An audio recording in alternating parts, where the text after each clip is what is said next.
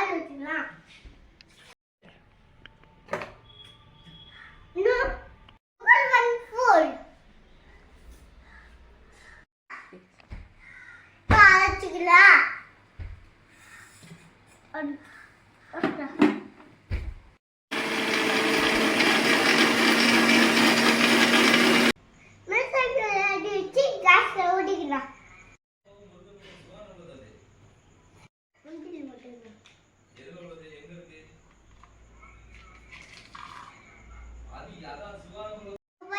அப்பா கொடுக்கலாமா?